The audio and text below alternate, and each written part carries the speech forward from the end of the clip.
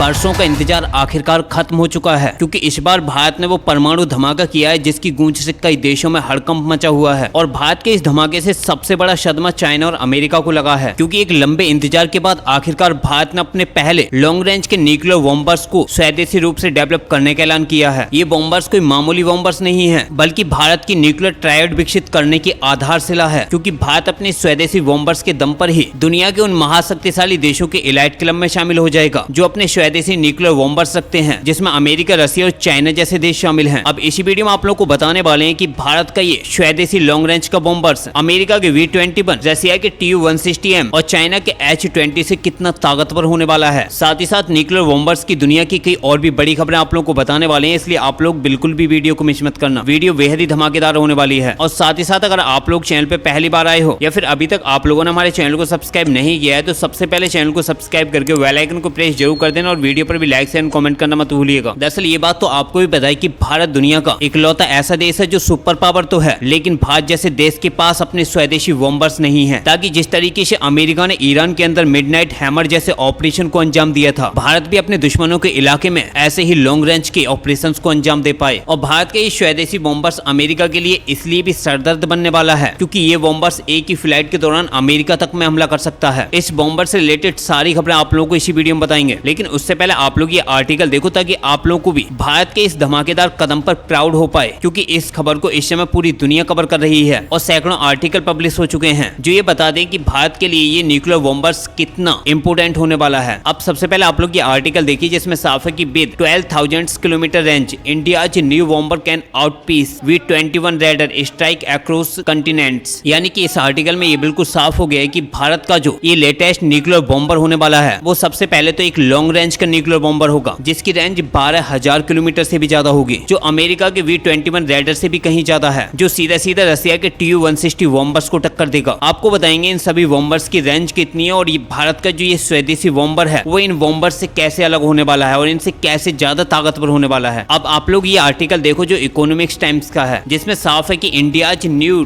12,000 kilometre bomber could hit New York without needing to refuel and carrying BrahMos missile. यानी कि भारतीय air force को मिलने वाला जो ये अल्ट्रा लॉन्ग रेंज का स्ट्रेटेजिक बॉम्बर है वो एक साथ में पहली बात तो 4 ब्रह्मोस एनजी मिसाइलों को कैरी कर सकता है और ये बिना रिफ्यूल हुए ही अमेरिका के न्यूयॉर्क तक पहुंच सकता है। अब सवाल ये है कि भारत का ये बॉम्बर अमेरिका के V-21 रेडर बॉम्बर से कैसे ताकतवर होने वाला है। आखिर भारत के इस बॉम्बर्स की कंपेयर हम रशिया और अमेरिका और चाइना के बॉम्बर से क्यों कर रहे हैं। अब यहाँ पर सबसे पहली बात तो यह है कि भारत का जो एरोस्पेस सेक्टर की बॉम्बर्स को लेकर जो हिस्ट्री है वो बिल्कुल जीरो है। यहाँ तक कि भारत तो अपना कोई स्वदेशी 5th जनरेशन का फाइटर जेट भी नहीं रखता। भारत का 5th जेन फाइटर जेट प्रोग्राम भी अभी भी डेवलप्ड फेज में है। और हैरानी की बात तो यह है कि ये खबरें ऐसे समय पर आई हैं जब रिसेंटली रशिया ने भारत को लीज पर अपने Tu-160 बॉम्बर्स को देने का ऐलान किया था। अब पहले तो आप लोग को ये बता दें कि ये गेम चेंजर कैसे होने वाला है और भारत ने ये अचानक से ऐलान क्यों कर दिया और रशिया के Tu-160 बॉम्बर्स को खरीदने से क्यों मना कर दिया। आपको बता दें कि नाटो कंट्री भारत पर लगातार रशिया से रिलेशन रखने के चक्कर में प्रतिबंध लगाने की धमकियां दे रहे हैं और भारत को इस समय एक न्यूक्लियर बॉम्बर्स की बड़े पैमाने पर नीड है, क्योंकि भारतीय वायुसेना को मॉडर्नाइज करने के लिए और चाइना विकारी पाकिस्तान को उन्हीं की भाषा में जवाब देने के लिए या फिर पाकिस्तान के अंदर लॉन्ग रेंज के इंफ्रास्ट्रक्चर को टारगेट करने के लिए एक बेहद ही घातक बॉम्बर्स की जरूरत है, जिससे कि भारत आसानी से पाकिस्तान के अंदर जो टेररिस्ट कैंप है उन्हें डिस्ट्रॉय कर पाए और ये बॉम्बर्स भारतीय वायुसेना की सारी नीड्स को फुलफिल कर सकता है। अब सवाल ये उठता है कि आखिर भारत ने इस बॉम्बर्स को बनाने का तो ऐलान कर दिया, लेकिन ये बॉम्बर्स बन कब तक जाएगा और साथ ही साथ इस बॉम्बर्स का नाम क्या होने वाला है वो भी सब आप लोग को इसी वीडियो में बताएंगे। लेकिन उससे पहले आपको बता दें कि आखिर ये बॉम्बर्स रशिया, चाइना और अमेरिका के बॉम्बर से अलग क्यों हैं। अब सबसे पहले बात कर दें कि अमेरिका का जो V-21 रेडर बॉम्बर है उसमें और भारत के इस बॉम्बर्स में क्या डिफरेंस है। देखो V-21 रेडर की बात करें तो जिसका सीधा सीधा मुकाबला रशिया के Tu-160 बॉम्बर से होता है और चाइना के H-20 से है, जिसने अमेरिका के V-1 लॉन्चर्स को रिप्लेस किया है और ये अमेरिका का सबसे लेटेस्ट बॉम्बर है जिसकी 10 नवंबर 2023 को पहली फ्लाइट देखने को मिली थी, जो अमेरिका के V-2 स्प्लिट बॉम्बर्स का अपग्रेडेड वर्जन है। हालांकि अमेरिका का जो V-20 रेडर बॉम्बर्स है वो अभी भी मैन्युफैक्चरिंग फेज में है, जिसकी रेंज 9,300 किलोमीटर है और ये 81,647 केजी तक के मैक्सिमम वेट को टेक ऑफ कर सकता है, जो 50,000 फीट की हाइट तक जा सकता है। अगर इसकी कंपेयर रशिया के Tu-160 बॉम्बर से करें तो ये उसके मुकाबले ना तो रेंज कवर करता है और ना ही स्पीड, क्योंकि रशिया का जो Tu-160 बॉम्बर्स है इसे वैसे तो व्हाइट स्वान के नाम से भी जाना जाता है। तो ये बॉम्बर दुनिया का सबसे fastest and heaviest supersonic bombers है और इस बॉम्बर्स की रेंज भी लगभग 12,300 किलोमीटर किलोमीटर है जो 40 टन के वेट को कैरी कर सकता है। वहीं चाइना के S-20 की बात करें तो वो अभी भी डेवलपमेंट फेज में है, उसके बारे में अभी कुछ भी नहीं कह सकते क्योंकि चीनी हथियारों का तो कहीं पर कोई मुकाबला ही नहीं है। इसलिए भारत ने बिल्कुल साफ कर दिया कि भारत अपने जिस लॉन्ग रेंज के इस बॉम्बर्स को डेवलप कर रहा है तो इसे रशिया के Tu-160 बॉम्बर्स के बेस पर ही डेवलप किया जाएगा, क्योंकि नाटो देश बेशक रशिया के साथ व्यापार करने पर भारत पर प्रतिबंधों की धमकियां दे सकते हैं, लेकिन रशिया को ना तो भारत में इन्वेस्टमेंट करने से रोक सकते हैं और ना ही रशिया को अपने हथियारों की टैग भारत को देने से रोक सकते हैं, क्योंकि जिस तरीके से भारत ने रशिया के साथ अपनी ब्रह्मोस मिसाइल को डेवलप करके अब दुनिया भर के देशों में उसे एक्सपोर्ट करना शुरू कर दिया है, अब उसी तरीके से रशिया भी भारत के इस लेटेस्ट बॉम्बर में भी एक बड़ी भूमिका निभा सकता है, क्योंकि भारत का जो ये न्यूक्लियर बॉम्बर्स का प्रोजेक्ट है